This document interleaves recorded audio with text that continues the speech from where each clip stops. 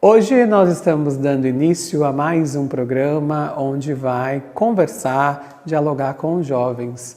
A gente vai deixar eles abertos à vontade para falar sobre os seus dramas, conflitos e desafios, e são muitos.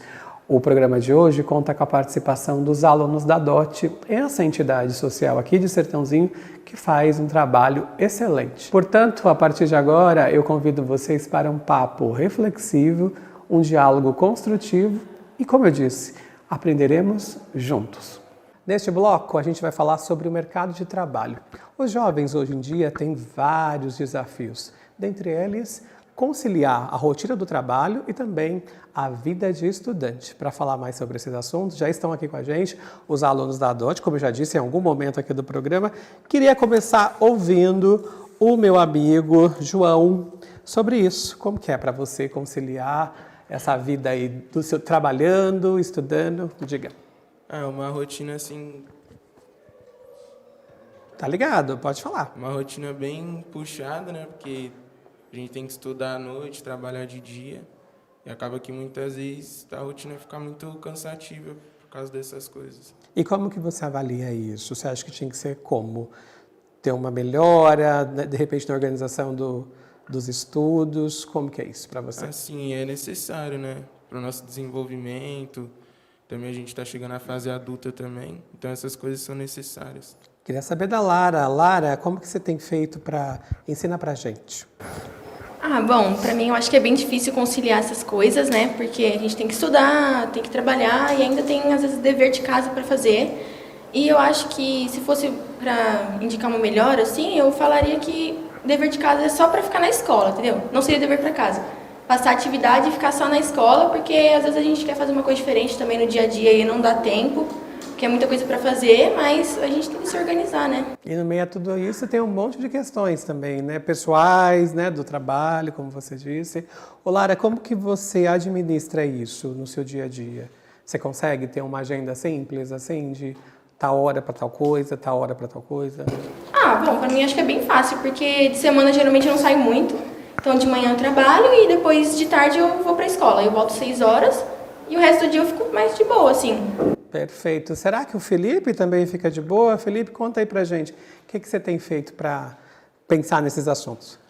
Querendo ou não, acostuma, né? Acaba você fazendo todo mês, aí dá um ano e acaba acostumando, é normal. Agora tá dando certo. Para a sua idade, você acha puxado, o Felipe, essa dinâmica, né, de trabalhar e depois de estudar? Como que você tem lidado com isso? No começo foi difícil ficar acostumar, acordar cedo, aí de tarde geralmente eu chegava e deitava, mas não, tem que ir para a escola. Mas acabou dando certo, agora eu acostumei, já está bem mais tranquilo. Perfeito. Olha, vamos falar com o João, outro xará aqui do outro João. Ô João, me fala aí, o que você avalia sobre esse aspecto de conciliar a sua vida no campo profissional e de estudante também? No momento tá mais tranquilo do que eu acho que no futuro, porque agora eu só trabalho 4 horas e depois eu estudo e eu tenho mais coisas para fazer depois da escola. Só que eu acredito que quando eu for para a faculdade, eu também vou aumentar a minha hora de trabalho, né? Então vai ficar mais cansativo do que agora. Eu me lembro que você me falou numa outra conversa que você tinha um roteirozinho, assim, né? Os dias que você vai à academia, parará, pururu. Como você tem organizado também para cuidar da saúde nessas lacunas do dia? Eu saio da escola às 6, então assim que eu chego em casa, às 6h30, às 7 eu tô na academia. É assim que funciona. E tá dando certo. Tá dando certo. Eu quero falar agora com a Júlia. Júlia, nossa empreendedora, futura empreendedora. Na outra conversa, você me falava sobre o seu desejo de investir, né, nessa área também. E queria saber o que você tem feito, né, para configurar a sua agenda, a sua vida, quando o assunto está relacionado ao mercado de trabalho e à dinâmica da vida estudantil. Bom, para mim tem sido até que fácil, maleável a minha rotina, porque eu trabalho de manhã, à tarde eu fico livre, às vezes faço algum curso online, alguma coisa bem legal, e de noite eu estudo mesmo, então é bem fácil conciliar a minha rotina. Perfeito. Quanto que você percebeu dessa responsabilidade, desse entendimento, Júlia? de começar a trabalhar, ter que conciliar as Isso. coisas, quando eu comecei a trabalhar mesmo, que eu tive que, né, criar essa responsabilidade de conciliar minhas coisas no dia a dia, ter minhas obrigações, as coisas que eu tenho que fazer, mas foi bem de boa. Perfeito. Foi de boa para você também, Isabelle, essa vida? Conta. Eu acho que a gente acostuma, né, com o tempo, conforme vai passando, assim. Só que pra mim eu acho bem tranquilo, porque a minha faculdade é online, então eu faço da minha casa mesmo e trabalho de tarde. Então amanhã eu tenho livre para resolver o que eu tenho que fazer já de manhã. Quando a gente pensa no mercado de trabalho, invariavelmente a gente também pensa nos desafios dos jovens, que é conseguir a primeira oportunidade. E essa é a nova roda de perguntas. Como que foi para você conseguir a tua primeira oportunidade de trabalho? Foi difícil? Não, eu acredito. Assim, pra mim, acho que foi bem fácil, né? Porque eu comecei a trabalhar faz um tempo já. Esse não é o meu primeiro trabalho. Então, acho que eu já estou bem acostumada, assim, com o mercado de trabalho e com essa rotina. Para você, João, como tem sido isso? Você se colocar como estudante quando você foi buscar a tua primeira oportunidade de trabalho. Como se deu? Conta pra gente. Foi uma rotina nova, né? Eu não era acostumado, mas eu tive que me adaptar porque foi necessário. E como que você conseguiu esse primeiro emprego? Você mandou currículo? Como que foi essa dinâmica? Foi por indicação. Eu comecei a trabalhar no Amarelinha, aí eu trabalhei lá como administrativo também. Um amigo meu trabalhava lá no RH, aí ele falou que estava precisando de aprendiz lá, aí ele me indicou lá e eu consegui. Perfeito. Lara, você acha que hoje em dia as empresas, elas exigem demais para quem está buscando a sua primeira oportunidade no trabalho? Bom, eu acho que como aprendiz, eles não exigem tanta coisa assim, né? Porque como você vai para aprender, né? Você não precisa ter um currículo muito grande, não precisa de muitas coisas. Eu, por exemplo, eu comecei a trabalhar pela DOT mesmo, e para mim não foi tão difícil, porque era de manhã só, eu ia estudar de manhã na DOT, fiz o curso, aí depois me indicaram e eu comecei a trabalhar, entendeu? E foi uma experiência fácil, digamos assim, para você. O ruim só foi se acostumar com o horário. Porque gostava de dormir mais tarde, eu suponho, e aí precisou adequar a agenda. É isso? Ô Felipe, eu me lembro que quando você esteve aqui na outra conversa, você falava que era você e sua mãe, que você ajudava nas contas de casa. Queria saber como foi essa mudança de chave do Felipe moleque para o Felipe mais responsável. Antes, quando eu ia para a escola, né, era tudo minha mãe, tudo ela. Aí eu comecei a enxergar que não é, que a vida não é um mar de rosa, que tem que pagar a conta, o boleto chega, o número é alto, tem que ajudar e ajuda, né? Senão... O que você mais aprendeu até agora com essa parte de ser mais responsável, Felipe? Aprendi a ser maduro, aprendi a juntar, aprendi a guardar, mesma coisa. Mas, tipo assim, Tem já um dinheirinho guardado, então? Tem. Você já aprendeu a administrar suas contas e eu suponho que você tenha dado mais valor ao seu dinheiro, porque é tão difícil para conquistar, não é isso? Sim. É tão difícil de conseguir, tão fácil de gastar, né? Mas dá até dó de entregar o dinheiro. Ô João, me conta como estão suas contas. Tá sabendo administrar? O que você está aprendendo dessa fase? Quando você fala, uau, antes eu tinha, sei lá, meu pai, minha mãe que me ajudavam financeiramente, ou quando eu precisava de algum dinheirinho, mas quando você conseguiu o seu, como que foi isso? Desde pequeno eles já me educaram bem a saber guardar esse meu dinheiro quando eu ganhava assim de aniversário ou Natal. E agora é um pouco mais tranquilo assim, porque eu ajudo eles, por exemplo, na minha empresa eu ganho a cesta, então eu consigo ajudar ele com isso também. Mas não foi tão difícil, porque eles sempre me educaram a conseguir guardar e financiar. E você acha o que você vai levar, ou o que você diria para quem está nos vendo em casa, para os jovens que pensam em deixar para pensar no mercado de trabalho mais para o futuro? Você acha que é bom começar mais cedo? Bom, depende, porque se você deixar para mais tarde, você vai perder um pouco da experiência que você poderia estar adquirindo agora e não conseguir ajudar tanto seus pais, caso eles precisem. Perfeito. Júlia, Nossa empreendedora, eu lembro que você falava na outra conversa que você já tinha esse olhar, né, assim, para empreender e tudo mais. Como eu vou encontrar a Júlia daqui a um tempo, a partir das experiências de hoje? O que a Júlia de hoje está te ensinando? Bom, eu espero que eu me encontre bem, né, empreendendo. Minha mãe conversa bastante sobre isso, então eu acho que seria eu espero, né, que eu esteja bem, né, com a minha empresa constituída já e é isso. Ô, Júlia, você pretende fazer o que mesmo? Conta pra gente, relembra a sua história pra gente. Você pretende empreender em... Bom, eu e minha mãe conversam muito sobre isso, inclusive a gente estava conversando sobre abrir uma empresa juntas. Moda praia e lingerie. Seria sobre isso mesmo. E perfeito. Já tem pensado em nome e tudo certo. Na verdade, a gente conversou esse tempo atrás, mas não tem uma coisa fixa ainda. E aí, quando você tiver fixo, você vem contar aqui pra gente. Com certeza. Combinado? Olha, com esse bloco, a gente vai para o intervalo, volta já. No próximo bloco, a gente vai falar sobre uma pauta super interessante, que é a educação. Não sai daí.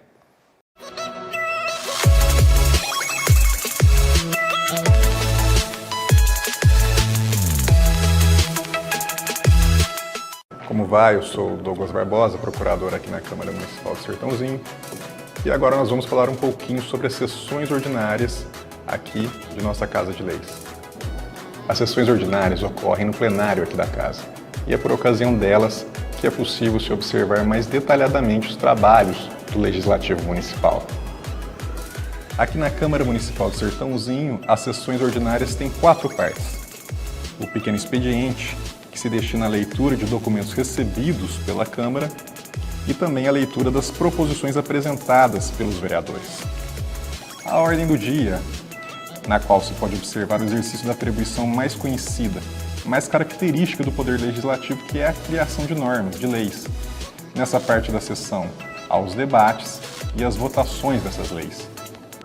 Já no grande expediente, se trabalha com matérias mais associadas a outra atribuição típica do Poder Legislativo, que é a fiscalização do Poder Executivo, já que nessa parte da sessão se pode ouvir secretários e dirigentes de órgãos do município que tenham sido convocados para prestar esclarecimentos e ainda deliberar sobre requerimentos com essa mesma finalidade. Há ainda as explicações pessoais, pelas quais os vereadores podem falar livremente sobre assuntos que entenderem pertinentes e que não estavam necessariamente pautados em outras partes da sessão.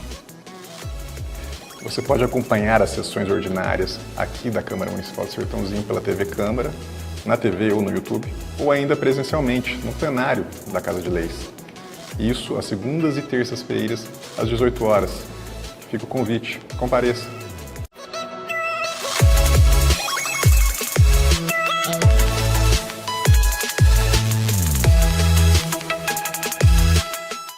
Olá, meu nome é Graziele, eu sou procuradora da Câmara Municipal de Sertãozinho e hoje nós falaremos um pouquinho sobre o Poder Executivo em âmbito municipal. O Poder Executivo, ele é responsável por administrar a cidade onde nós vivemos e ele é liderado pelo prefeito, que é escolhido pela população para representar os seus interesses em âmbito local. As funções do Executivo são diversas. Dentre elas, nós podemos citar administrar o orçamento da cidade, pois é ele que organiza o dinheiro e garante que eles sejam alocados de uma forma eficiente para atender às necessidades da população. É responsabilidade do Executivo garantir que as leis e os regulamentos sejam cumpridos dentro do limite da cidade. O prefeito, ele atua como representante da nossa cidade em questões locais, regionais e até mesmo nacionais. Ele pode negociar com outras autoridades em nome da nossa cidade. O Poder Executivo Municipal também trabalha para promover o desenvolvimento econômico da cidade, criando empregos e apoiando as empresas locais, por exemplo. É responsabilidade do Executivo também oferecer os serviços essenciais para a população, como água, saneamento básico, coleta de lixo, transporte público, educação e saúde. O Poder Executivo é responsável por garantir que esses serviços sejam prestados de uma forma eficiente e acessível para todos os cidadãos. Viu como o prefeito tem muitas funções? Em resumo, o Poder Executivo desempenha um papel fundamental na administração da cidade, trabalhando para garantir e melhorar a qualidade de vida dos seus habitantes. No próximo vídeo, nós falaremos sobre um outro assunto que com certeza você vai gostar. A gente se vê lá!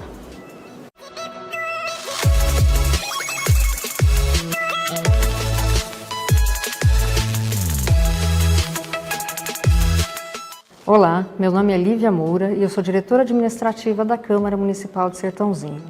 Sejam bem-vindos, é um prazer recebê-lo na nossa casa e hoje a gente vai falar sobre a participação, as formas de participação popular na democracia brasileira. Democracia é um regime caracterizado, é o governo do povo, é um regime caracterizado pela participação popular. Em termos de participação popular, nós podemos dizer que essa democracia, ela se divide em democracia direta e democracia indireta. Democracia direta é aquela na qual a coletividade vai se reunir em reuniões públicas para definir os assuntos de interesse dessa mesma coletividade. A democracia indireta é quando nós elegemos representantes para que estes, em nosso nome, tomem decisões e representem os nossos direitos. Ela também é chamada de democracia representativa, que é o sistema que nós adotamos no Brasil. A Constituição Federal da República, em seu artigo 1º, parágrafo único, dispõe que a Constituição da República de 1988, no seu parágrafo único de seu artigo 1º, dispõe: todo o poder emana do povo, que o exerce por meio de representantes eleitos ou diretamente nos termos desta Constituição. A soberania popular é exercida pelo voto, que é direto e secreto. Os cidadãos elegem representantes para defender os seus interesses junto ao governo. O voto é obrigatório para os cidadãos que estão na faixa etária entre 18 e 70 anos. Quem tem 16 ou 17 anos já pode votar? Deve. Porém, nessa faixa etária, o voto é facultativo, assim como é facultativo o voto para os idosos, que possuem mais de 70 anos, e para os analfabetos. Além dessas formas já mencionadas, como é que você pode ainda participar? Vindo até esta casa, participando das audiências públicas, onde você pode se inscrever e emanar a sua opinião sobre os assuntos que estão sendo debatidos, participação nas prestações de contas que quadrimestralmente são feitas pelo prefeito, também trazendo tudo aquilo que está acontecendo no seu bairro para que os vereadores possam, tomando o pé da situação, solicitar medidas e também participando de movimentos sociais, de protestos pacíficos e de todas as formas que a democracia nos garante participar. Como você pode perceber, existem muitas formas de participar. Participe, venha, faça parte da governança. Não aceite ser meramente observado ou dirigido. Você tem muito a oferecer. Ajude a melhorar a sua cidade, o seu estado e o seu país. Porque você pode, você deve e você agora sabe como. Em breve voltaremos com outros vídeos sobre cidadania e participação popular. Eu aguardo vocês. Até lá!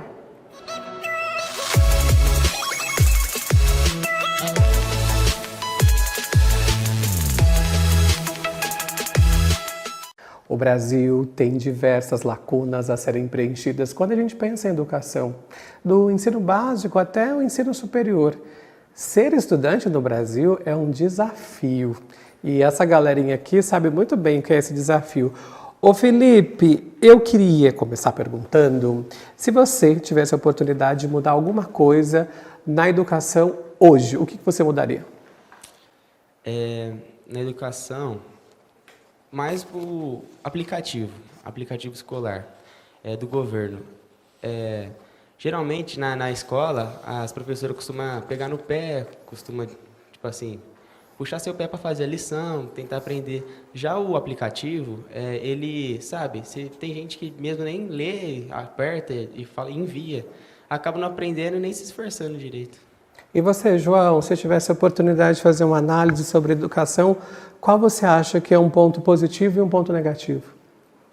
Eu acho que o ponto positivo... Tem vários pontos positivos, mas eu acho que a maioria pode ser negativa. Cuidado com o que você vai falar, porque eu sei que tua mãe é professora, é isso? Sim. Eu acho que a maior parte dos pontos negativos são os métodos de avaliação.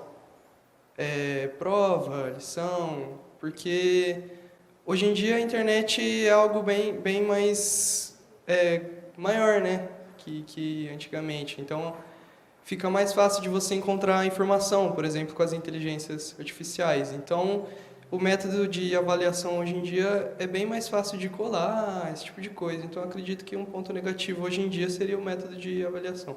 E a convivência na escola? O que você acha disso, Júlia? Como estão os alunos? Como está essa relação professor e aluno? Professor e a comunidade em torno? Você acha que está positiva? Bom, no meu ver, eu acho que não. Inclusive, estava comentando isso com alguns amigos alguns dias atrás, e a gente estava falando sobre essa questão mesmo do ensino em si, sobre a questão dos itinerários, né, que a escola coloca você e tira algumas aulas que são prioritárias, né, como português, matemática, que muitas vezes a gente acaba não tendo tantas quanto as aulas de itinerário, que às vezes nem parecem vestibular. Então, tirando isso, a convivência com o professor e aluno, acho que depende também do comportamento, né? Como a gente é uma geração que é muito ansiosa, gosta de conversar e tal. Assim, às vezes o aluno não presta tanta atenção na aula do professor em si, então acaba que fica meio complicado o aprendizado em si. Perfeito. Isabela, eu lembro que você tinha estudava alguma coisa voltado para a educação na época que você veio aqui. Queria saber qual a tua perspectiva sobre esse assunto quando a gente pensa em educação, mas aí com você eu queria falar um pouquinho sobre a educação Brasil. Você acha que a nossa educação é boa? Olha, eu acredito que falta mais comunicação entre alunos e professores. Eu acho que é isso, porque, querendo ou não, a internet afasta assim, o contato que o professor tem com o aluno, de saber realmente, individual, assim, qual é o problema de cada aluno e a dificuldade. Ô João, eu falava com você da outra vez que você veio aqui e os alunos também comentaram sobre a questão da pandemia, como que foi estudar nesse período, como que foi para você? A pandemia prejudicou bastante os estudos, que praticamente foi 2 anos sem ir para a escola. E as plataformas digitais também não ajudavam muito, mesmo que tinha ali as atividades, mas conhecimento, o aprendizado era outro, então não ajudou muito. Perfeito. Lara, diga para mim, Olés, diga para todos nós, né? Qual que é a tua avaliação hoje, quando a gente pensa na educação do estado de São Paulo e também da cidade de Sertãozinho? O que você acompanha, do que você observa? Qual que é a tua avaliação? Bom, atualmente eu estudo no Instituto Federal, né? E recentemente a escola entrou em greve durante 2 meses e voltou agora segunda-feira, vai voltar. E eu acho que isso prejudicou muita gente, né? Porque como a gente passou por uma pandemia, ficar sem estudar assim por bastante tempo, né? Acaba prejudicando a gente. Então, por exemplo, agora que a gente vai voltar da greve, eu tô meio perdida nas matérias, né? 2 meses sem estudar. E eu acho que isso vai prejudicar bastante a gente. E sobre os alunos, eu acho que às vezes eles não valorizam muito o estudo que eles têm. Por exemplo, lá na escola, eu acho que tem muita gente que não tá nem aí para os estudos, sabe? Só vai para a escola por ir e não valoriza os professores que tem lá, porque lá eles são muito excelentes. Perfeito. Felipe, vamos dar mais uma roda, né? Dar uma rodada de perguntas aí. Queria que você me falasse por que você acha que há tantos professores desmotivados hoje no campo da educação? Tem professor que acaba desanimando por causa dos alunos, dá mais trabalho do que lição para dar vista, e acaba desanimando, sabe? O professor chega cedo e dá aula até de noite, e como os alunos, geralmente alguns alunos não estão nem aí, ele acaba desanimando. Perfeito. Ô João, e aí agora vamos mudar a perspectiva, eu queria saber de você, na sua opinião, por que os alunos estão cada vez desmotivados em querer aprender? Porque eu acho que o que dão hoje em dia nas escolas, eles não servem tanto para o futuro. Porque, por exemplo, eu conheço muita gente que teve mestrado, doutorado, e hoje em dia não tem um emprego decente. Acaba não desmerecendo o trabalho, claro, mas acaba tendo que trabalhar com Uber, por exemplo, e não consegue ir no ramo que ele estudou, né? Eu acho que por isso também. E dos jovens atualmente, o que você sente assim? Por que tanta gente critica a escola? Por que tanta gente fala mal da educação? Qual que é a tua avaliação sobre? Eu acho que muitos acabam vendo isso, só que outros veem também que a escola ela pode prender um pouco a gente, só querer ensinar e não ajudar em outras questões. Por exemplo, eu posso ser muito bem em matemática, outra pessoa pode ser muito melhor em arte. E focam mais nessas matérias, por exemplo, matemática. Pode deixar isso um pouco a pessoa desanimada e focarem muito em nota também. Não é um atendimento individualizado, você está dizendo, isso. né? Ô, Júlia, eu vou colocar um outro ingrediente nessa reflexão, que é o envolvimento da família. O que você acha que os pais, qual deve ser a conduta deles no processo da educação? A gente sabe que tem pais que se envolvem, que vão às reuniões, que participa, que cobra do aluno, tal, dos filhos. E aí tem uma galera também que não está nem aí e terceiriza isso, né? Joga a responsabilidade para os professores. Dá um puxão de orelha nos pais agora pra gente. Eu acho que a relação com os pais, com os filhos, em relação à escola, é muito importante, porque a relação com os pais, né, é o primeiro contato que você tem com a sociedade. Então, a partir do momento que você tem contato com seus pais, é ali que você aprende os fundamentos básicos da sua vida, como o seu caráter, principalmente ali a relação com seus pais, né, que molda isso em você. Então, acho sim que é muito importante os pais em si, né, porque, querendo ou não, quando você tem falta de um pai ou de uma mãe, assim, que seja presente, futuramente isso vai trazer graves Consequências, né? sim, pela falta deles. Perfeito. Ô, Isabelle, me conta uma coisa, qual foi o ensinamento mais importante que você aprendeu na relação com seus colegas e também com seus professores na escola? Eu acho que, em primeiro lugar, o respeito, né? Que você deve ao próximo para o próximo poder te respeitar. Eu acho que isso é o essencial. E isso muda tudo. Muda.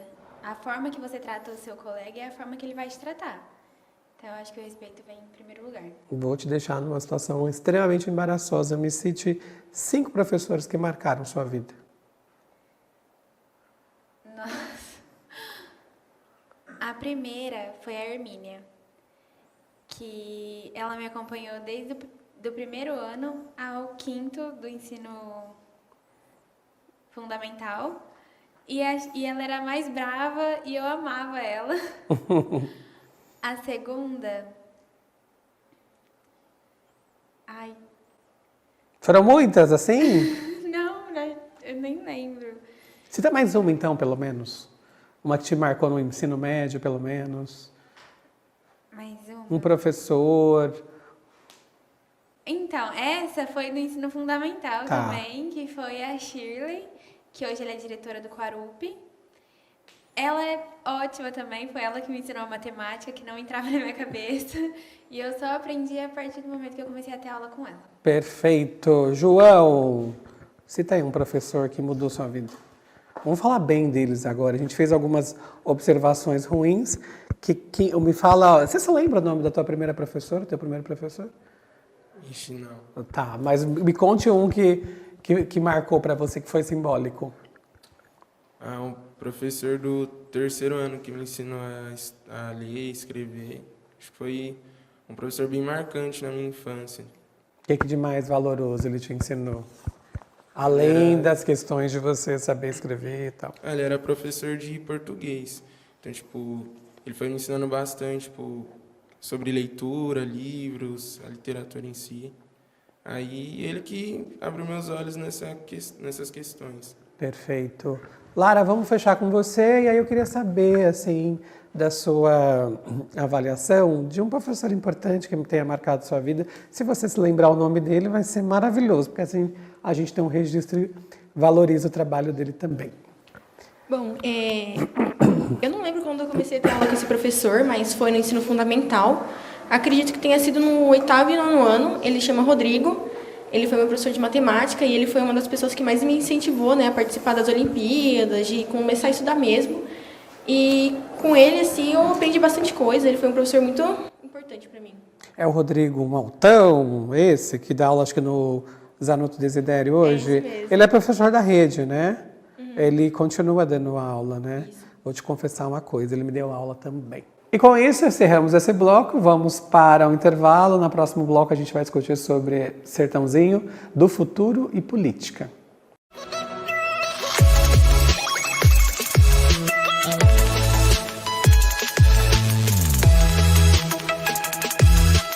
Olá, eu sou Douglas Barbosa, procurador aqui na Câmara Municipal de Sertãozinho e fui convidado para falar sobre o princípio da separação dos poderes. A ideia da tripartição dos poderes foi consagrada pelo filósofo francês Montesquieu, que a propôs por viver em uma época de arbítrio, em que a figura do Estado e a do soberano se confundiam e gerava inúmeros abusos, que ele, então, propunha evitar com a separação, a divisão do poder do Estado. Então, ao poder legislativo incumbe legislar, criar as normas que regulam nossa vida em sociedade e, além disso, fiscalizar o poder executivo. Ao executivo cabe administrar. E já ao poder judiciário, julgar os conflitos que lhe chegam aplicando as leis criadas pelo poder legislativo. Essas são as funções típicas de cada poder, as suas atribuições características, a que eles exercem rotineiramente. Mas eles exercem também funções atípicas, incomuns, e que são mais associadas a outros poderes. Por exemplo, o chefe do Poder Executivo pode apresentar projetos de lei e assim legislar. E o Legislativo pode vir a julgar o chefe do Executivo.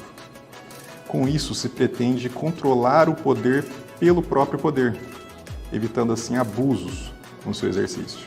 É o que na área jurídica nós chamamos de sistema de freios e contrapesos. Como se pode ver, o tema é amplo, por isso eu te convido a continuar assistindo aos próximos vídeos. Até lá!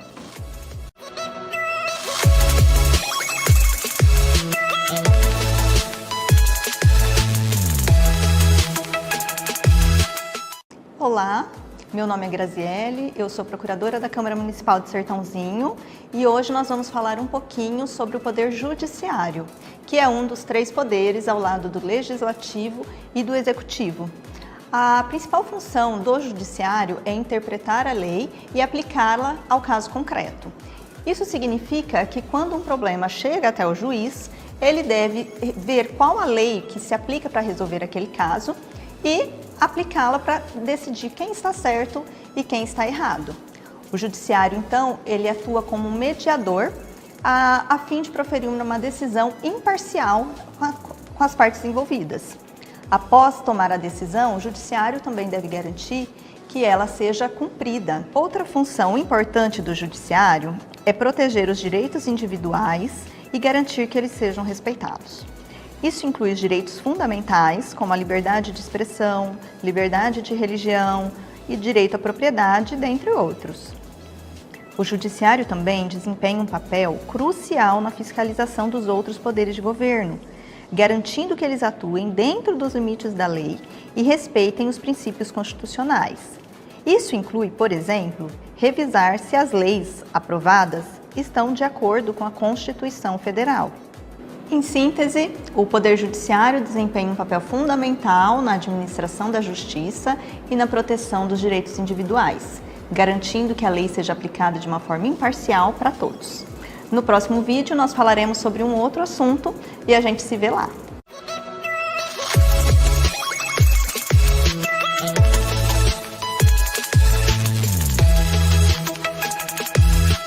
Olá, meu nome é Lívia Moura, eu sou advogada e diretora administrativa na Câmara Municipal de Sertãozinho. Sejam bem-vindos, é um prazer recebê-los aqui em nossa casa.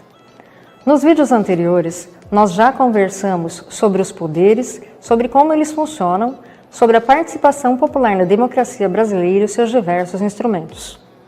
Já sabemos que a soberania popular ela se expressa por meio do voto. Nós votamos os nossos representantes nos níveis federal, estadual e municipal. Os nossos representantes mais próximos de nós são os vereadores. Eu não saio para a rua e esbarro todo dia com um presidente da República, um governador, um deputado federal ou até mesmo estadual. Mas com o vereador e com o prefeito é mais fácil, porque nós estamos dentro do mesmo espaço geográfico. Falando então dos vereadores, nós temos 17 vereadores. Para a próxima legislatura teremos 19. O vereador ele pode ser um primo, um tio de alguém, um vizinho, e mesmo que ele não esteja Dentro desse círculo, você pode encontrá-lo todos os dias aqui na nossa Casa de Leis. Uma das principais funções do vereador é legislar.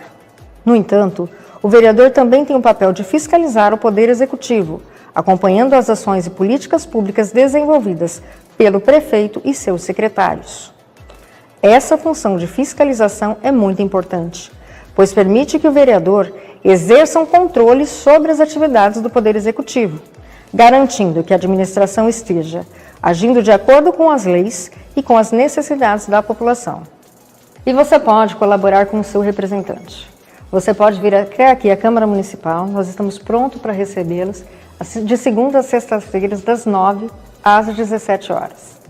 Você pode, pelo nosso site, escolher o vereador de sua preferência e trazer até ele as suas demandas, as demandas do seu bairro e da sua coletividade, para que dessa forma ele possa, com essas informações, pedir soluções para o Poder Executivo e depois verificar se essas soluções estão sendo efetivamente providenciadas. Você pode, por meio da nossa ouvidoria, enviar sugestões, reclamações, dúvidas e elogios, que a gente também gosta, viu, pessoal? E, caso você não se sinta à vontade, você pode fazer isso, inclusive, de forma anônima. Você pode participar das nossas sessões ordinárias. A Câmara realiza suas sessões segundas e terças-feiras, a partir das 18 horas. Mas, Lívia, eu vou poder chegar aí, eu vou poder me manifestar a hora que eu quiser nessa sessão? Por força regimental, não. Mas você pode solicitar o uso da nossa tribuna livre. Viu como existem várias formas de você entrar em contato com a gente, com os nossos parlamentares, com o seu representante escolhido? Viu como existem vários meios da gente junto colaborar para fazer o que é de melhor para o município? Essa conversa ainda continua. No próximo vídeo, espero vocês lá.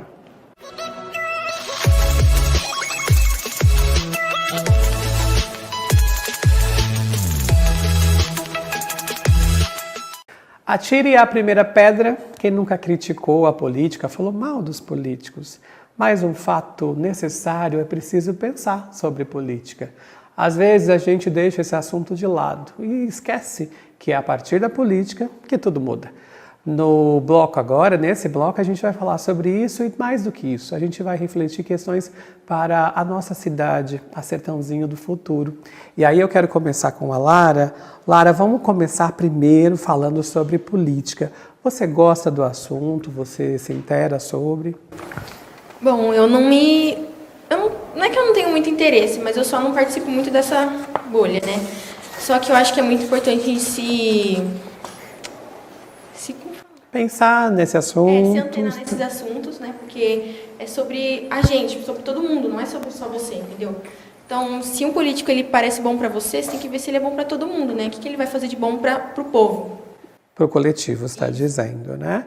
E aí, Felipe, queria saber de você, você já tirou o título, vai votar esse ano, não precisa falar em quem você vai votar, evidentemente, mas como que você está indo para essas eleições? Quais são os critérios para ganhar seu voto, por exemplo? Olha, eu já tirei meu título, vou votar esse ano pela primeira vez, não, quando eu era pequeno tinha um sonho de votar, agora eu vou votar. Só que eu tô meio perdido com esses políticos, não sei quem que vai se candidatar ou não, tenho que pesquisar. Perfeito. E o que você acha, Felipe, assim, qual que é o principal hoje? Aí a gente pode falar de um modo geral, não só de Sertãozinho. O político precisa ter o quê para conquistar, por exemplo, o seu voto? Ele precisa ter empatia com o próximo, ele precisa fazer as coisas para os outros como se fosse para ele. Entende? Como tipo... Se ele estivesse no lugar da pessoa, o que ela precisa, se ela não tiver isso, como que ela vai fazer? Então, ele precisa fazer isso. Perfeito.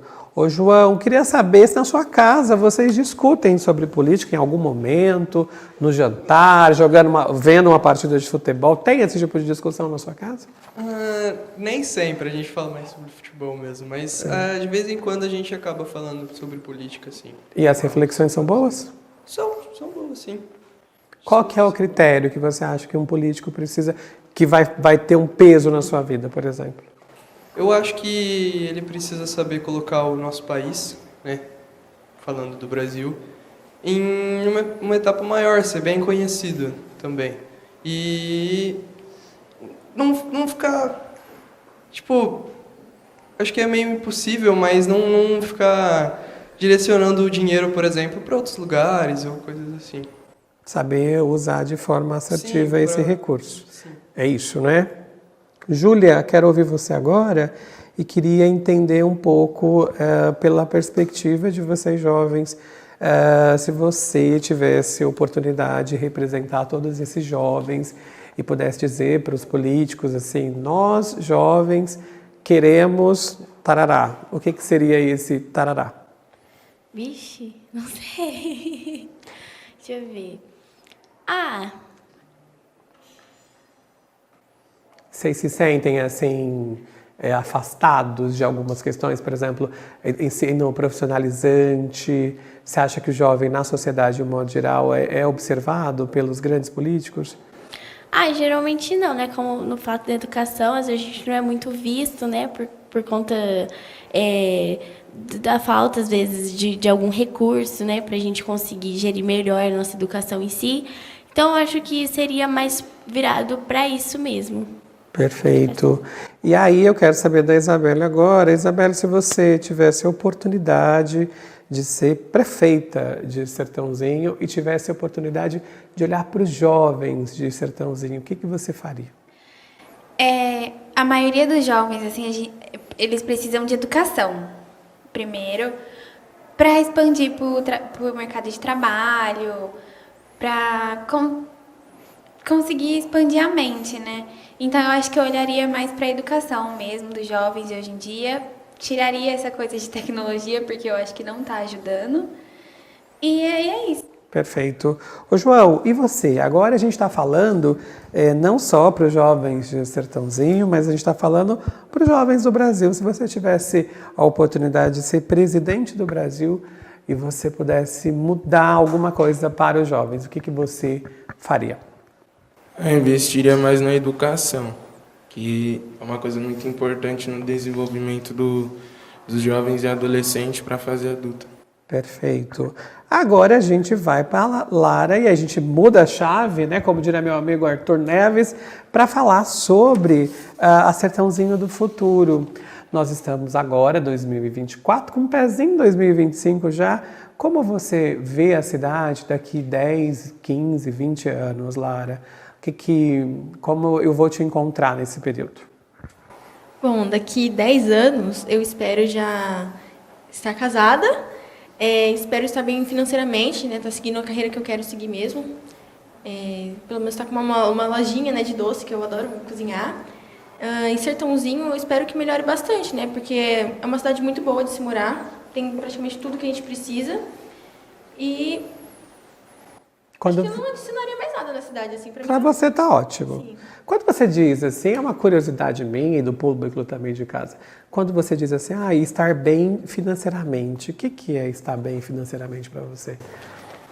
Conseguir pagar as contas de casa, sobrar um dinheirinho pelo menos no final do mês, conseguir pagar tudo, ter um carrinho para eu conseguir ir nos lugares, né? E ter um emprego estável, né? Às vezes não trabalha tanto assim, tem gente que trabalha 12 horas por dia e fica bem complicado. Fica puxado, não é? Ô Felipe, e aí, como eu te encontro daqui 10, 15, 20 anos? Como que você acha que vai estar a cidade também? Vou te encontrar como? Casado, pai de quantos filhos, cachorro, gato, papagaio? Me conta. Espero que bem, né? Espero que casado, com um filho tá bom, tá ótimo.